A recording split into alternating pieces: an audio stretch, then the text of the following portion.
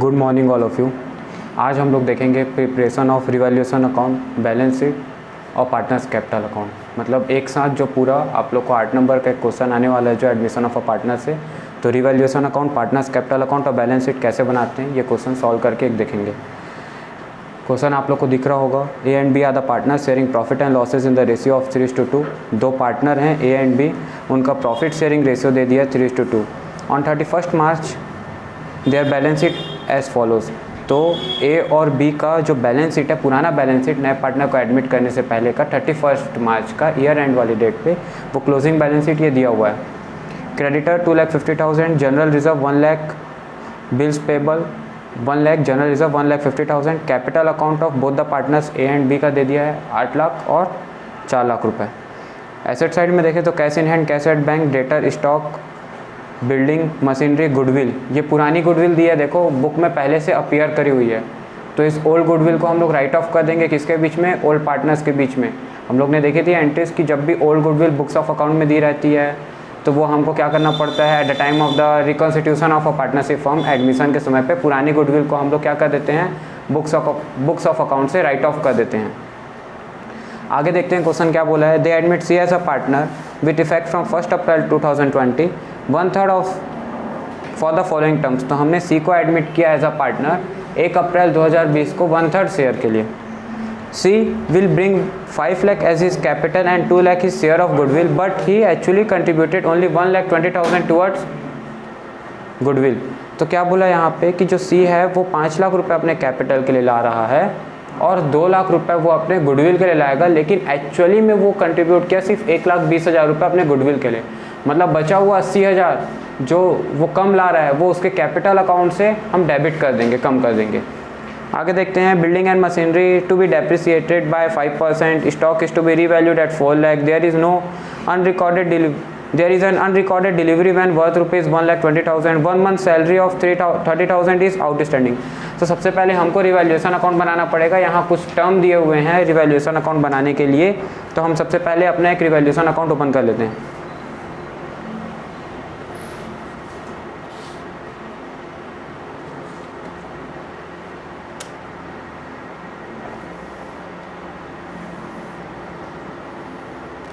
सबसे पहले मैं क्या करूँगा, एसेट्स एंड लायबिलिटीज़ को रिवैल्यू करूँगा।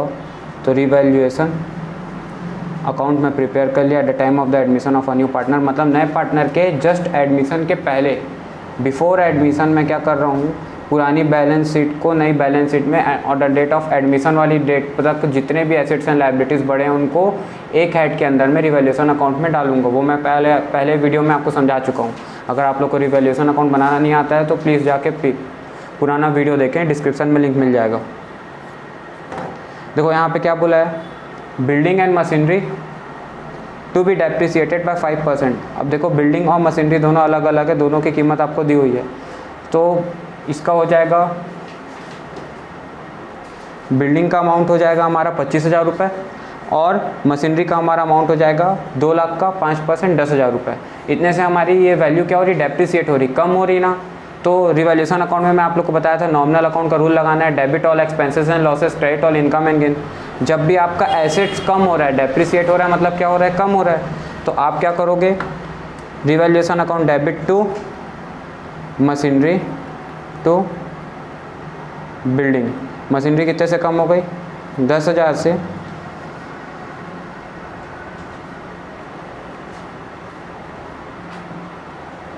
और बिल्डिंग कितने से कम हो गई आप लोगों की,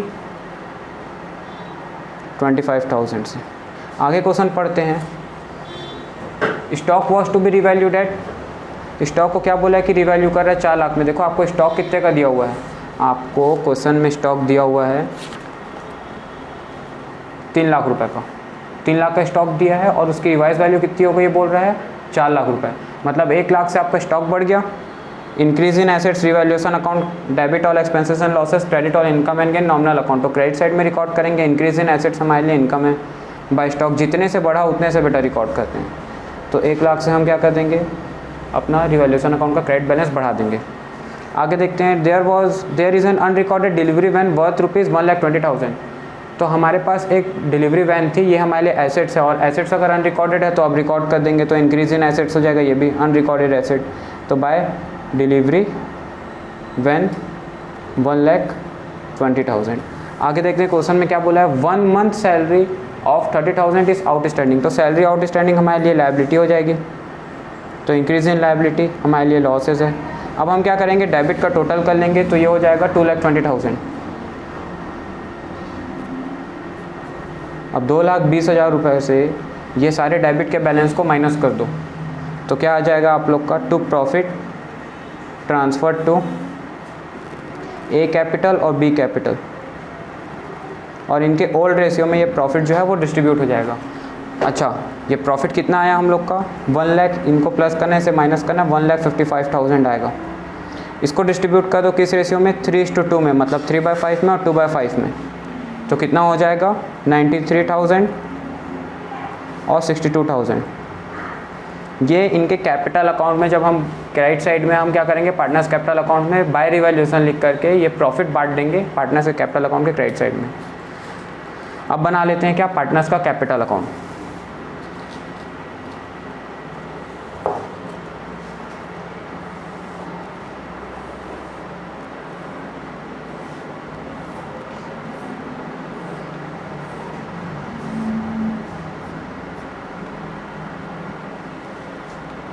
याद रखना, फिक्स्ड एंड फ्लक्चुएटिंग दो मेथड के बेस पे बनता है। चैप्टर नंबर 1 पे आप लोग को समझाया था।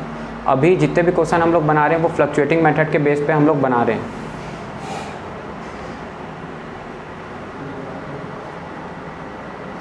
Partners capital account, ABC 3 partner हैं। रुपीज़ का साइन जरूर लगाना।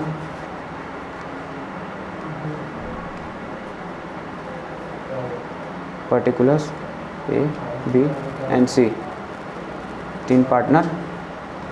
अब बेटा देखो, सबसे पहले इनका बैलेंस दिया हुआ था आपको बैलेंस शीट में, पुराने पार्टनर्स का कितना दिया हुआ था, 8 लाख एंड 4 लाख रुपीज़ मेरे को दिया हुआ था। 8 लाख और 4 लाख रुपये मेरे को दिया हुआ था। तो मैं क्या करूँगा, बाय बैलेंस ब्रॉट डाउन,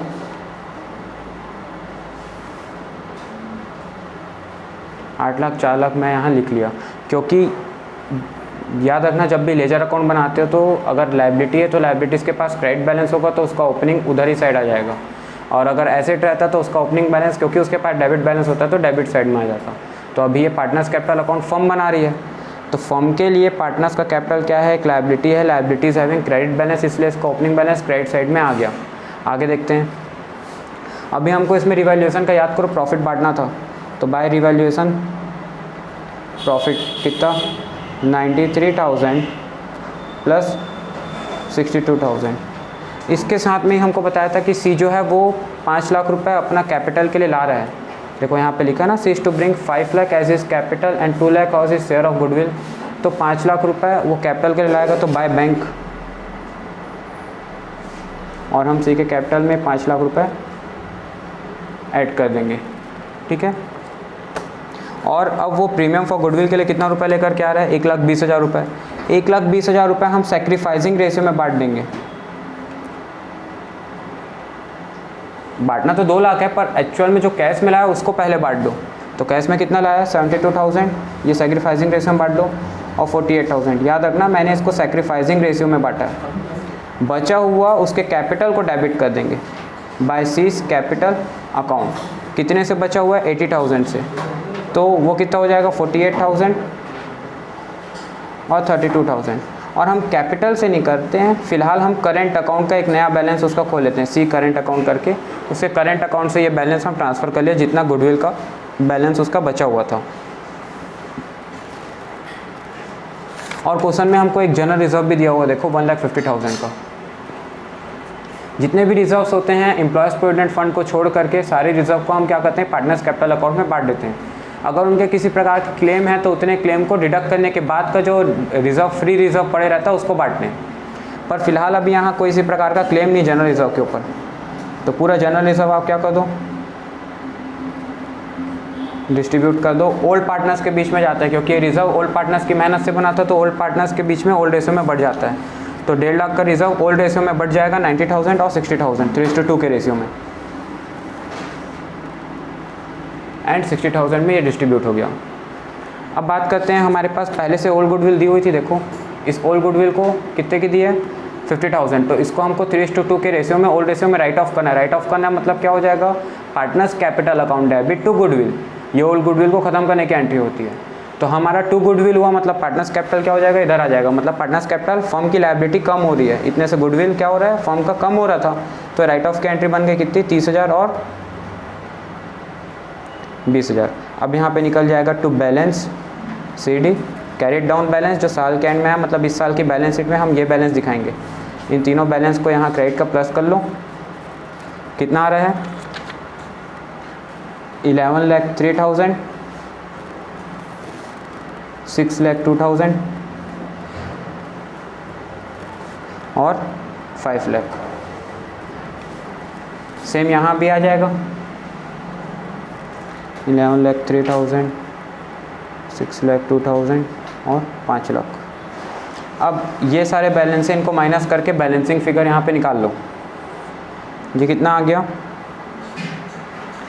10,73,000, 5,82,000 और 5 लाख। तो इस साल की जब हम क्लोजिंग बैलेंस शीट बनाएंगे ना, उस पर हम ऐड कर लेंगे। अब चलो क्लोजिंग बैलेंस शीट बना लेते हैं।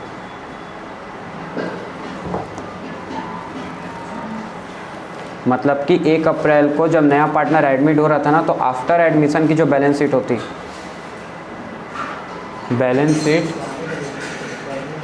शीट एज ऑन 1 अप्रैल 2020, मतलब कि ये न्यू बैलेंस शीट है जिसमें तीनों पार्टनर के कैपिटल रहेंगे। तो सबसे पहले हम पार्टनर्स कैपिटल से शुरू करते हैं। ये लायबिलिटी साइड हो गया और ये एसेट साइड हो गया।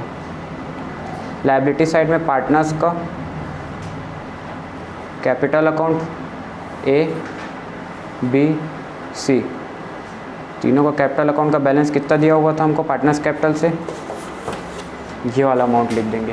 ये जो आया था ना क्लोजिंग 10,73,000, 5,82,000 और 5 लाख रुपए, तीनों को प्लस करके आउटर कॉलम में लिख देंगे